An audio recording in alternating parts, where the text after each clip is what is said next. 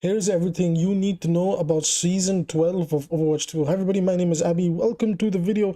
I'm not going to waste your time and get straight into it. Here is a quick look at the roadmap for what's happening in Season 12. The one that stands out the most is by far there's a ranked reset. There's a skill rating reset happening in this, season. Obviously, the grand mythic that sticks out like a sore thumb is the Anubis Reaper skin. It looks phenomenal, although arguably it should have really gone to Ramatra. He even looks like Ramatra in this. And then we have a new core game mode Clash, and we have all sorts of other things coming like the balance matches and everything else. But before we jump in to all of that, it's time to discuss these things one by one. Now, I don't think I need to discuss the skins that much.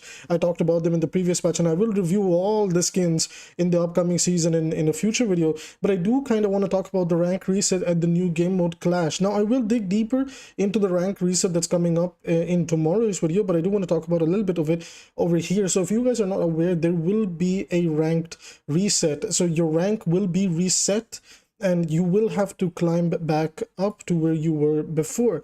Now, the system designer, if I'm not mistaken, for Overwatch, like the person behind all of this, he made a couple of tweets where he was basically talking about the following. He said that Season 12 brings another rank reset to competitive. Be ready. A few points to clarify. This is a soft reset to your MMR. We want to move players a bit closer together. I like to call it a scrunch because it's a fun word to say. You will have to go through placements again upon logging into Season 12. It'll be very similar to the experience in Season 9 with a few minor tweaks here and there. Your first matches will count more than a typical match since we're also soft resetting your uncertainty. Good luck, smiley face. Expect the first couple of weeks after the reset to be hectic as usual as everybody finds their new ranks. Speaking of new ranks, we've actually shifted the rank thresholds around a little bit, so you may be surprised to find yourself reaching a new rank. So this is the first thing that I really want to talk about, and it's the most interesting one that I want to discuss with you guys is what do you guys think about this? Like the fact that we're getting a rank reset, like it was supposed to be something that they did yearly, but now it's being done every 6 months. And the thing is that I'm okay and welcoming this type of idea as long as there is a monumental patch that is like shifting up the game. Now, we don't know how monumental this upcoming 225 HP patch is going to be. We don't even know if tanks are being nerfed because in the dev blog that Aaron Keller, I believe, posted, they just commented that, yeah, we'll be nerfing mobile DPS and mobile supports because they've become go-to picks, while they legitimately do not understand one of the only reasons to even pick mobile supports and mobile DPS is because they can survive the, the giga tanks that just run them down. So, that's one of the points I want to, just want to bring into attention that, hey, let's not like pretend like it's not just like mobile DPS and mobile supports are good. It's also because they can actually survive against tanks that can genuinely like run it down mid and destroy you. Now, there's ups and downs to a soft reset. Now, the idea here is that this is a psychological way to mess with your head because let's say you're in Diamond, they're going to put you down to maybe like Gold 1 or Plat 5 or Plat 4, and you're going to be expected to win a lot of games and make your way back to Diamond, okay? And that's basically what's supposed to happen over here. Now, if you're not able to achieve that, well, then maybe you should really look at yourself, buddy. Like, how are you still in Diamond if you're struggling to climb back? However, there is something really interesting that he had said. He said the ranked threshold is going to be a little bit different this time around in order to help move people up and down ranks. So it is most likely that it's going to be easier to reach a new rank. Perhaps you'll be able to hit a new peak and everything. Now, me personally, I've been playing Overwatch a lot more casually lately. I've been busy with work, I've been busy with adult life, so I might take it seriously. I might try to push for Masters on stream because I think that's all I really have time for anymore. But outside of that, I want to ask you guys, like, what new rank do you want to hit in the upcoming season? And of course, if you want coaching, I do coaching. You can check out, offers on my Patreon. And I do free coaching as well on the live stream. So if you want to drop by for a free WOD review, check out the live streams. There will be happening a lot more going into Season 12. And, moving on from that, I really want to discuss balance. Like, the most important thing about going into Season 12 is we really need to look at balance. I want to talk about Clash in just a moment. We'll get to that in the end. But before I transition over to Clash, the important thing is that Overwatch is not necessarily a quote-unquote bad game, but it is a bad quote-unquote experience depending on the patch that you are on. I personally feel that Overwatch does a ridiculously poor job of understanding what type of patches the players enjoy, and those are the patches where proactivity is encouraged. And the developers seem to just really like the idea of making things less proactive and more reactive. I mean, if you look at the fact that they're nerfing mobile heroes, you know, I have a bad feeling that they won't even compensate buff them. Like, oh, you know, we nerfed the HP on these characters, but we're not going to compensate buff them because, you know, I was talking about it on my Twitter. Follow me at AbbyAZK.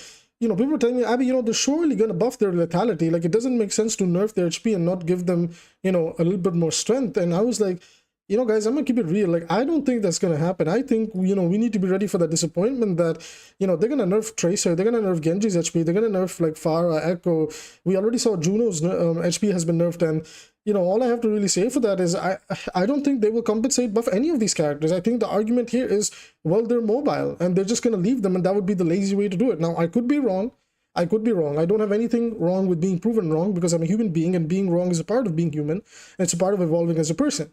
So if the balance team has actually cooked up a very good balance patch, which I am begging for them to do, it's going to be amazing because I'm going to keep it real with you guys. I love the way this new season looks. Everything new that's coming, I'm in love with it. I love the new skins. I love Clash. I think Clash looks really fun, and we're going to now talk about Clash. Now, people saying, Abby, you know, Clash was a little bit frustrating the last time we played, and I don't know if they changed anything about it. Well, my good friend, let me tell you what they changed about Clash. Clash is getting a bunch of changes. So first of all, the capture time and decay rate has been increased on all the points. The capture speed has been based on the number of players on point have been adjusted. The spawn timers has increased on some areas and points.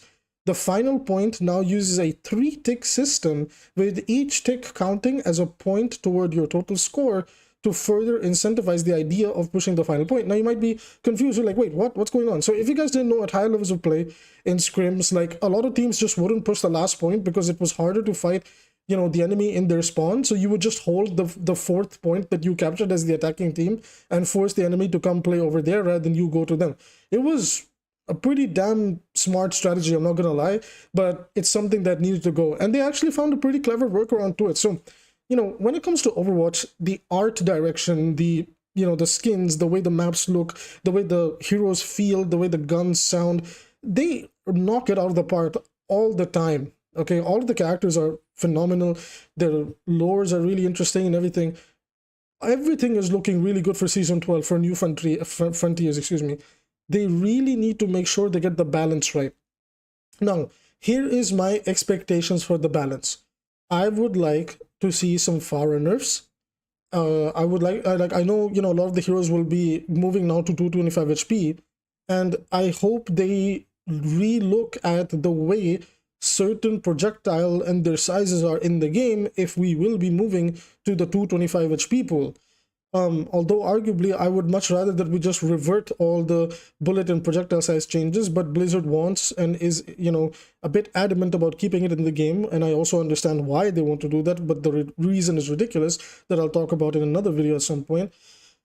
But my point is, in this upcoming patch, it is extremely important for Blizzard to look at tanks and nerf them. I think tanks didn't need the gigabuffs that they had gotten. I believe giving them just 10% on the reduced healing would have done marginal wonders for them.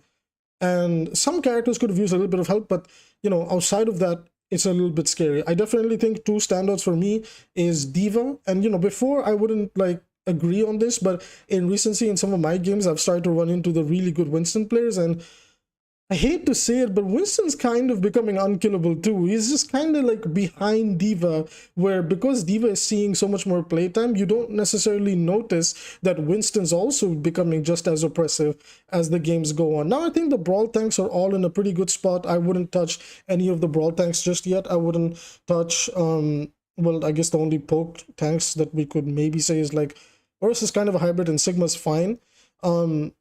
It just depends. It really depends on what their vision is for this patch. Like, if the DPS and some of the supports will be nerfed as well, shouldn't we be nerfing the breakpoint buffs that the tanks got? Because then it'll be so much more easier to play tank. So going into this next season, it is extremely important for Overwatch to be really careful with what they do. Okay, so again, this is the most packed content that we have gotten in Overwatch 2 post PvE timeline. And sadly, this might be the last time that we ever see such a big update where we got a new game mode, 2 maps with that game mode, by the way. We got the rank reset, We got a bunch of new cosmetics and really great cosmetics, and anniversary is also around the corner, so you know they knock it out of the park whenever the anniversary stuff comes around. And finally, a new support hero that hopefully can, you know, change the meta in the game and encourage some new gameplay. As you all know, I love Juno. I think she's the best design support since, you know, potentially Ana. And I hope they have learned their lessons and can implement more of Juno's style of gameplay into Overwatch rather than whatever the fuck, you know, Baptiste and Kiriko turned out to be. So with that being said, everybody, that's it for this video, talking about everything new coming to Overwatch 2 and my thoughts on it. I want to hear your thoughts below. What is your thoughts on Overwatch 2 Season 12 New Frontiers? Are you a fan of what's coming? Are you excited for the rank reset? What do you think about the new mythic skin Anubis Reaper? Hell, what do you think about the new core game mode Clash? Are you excited to revisit Hanamura and Temple of Anubis, or should I say Hanaoka and the Throne of Anubis? So with that being said, I will be reading a lot of the comments, and I will see you guys in the next video.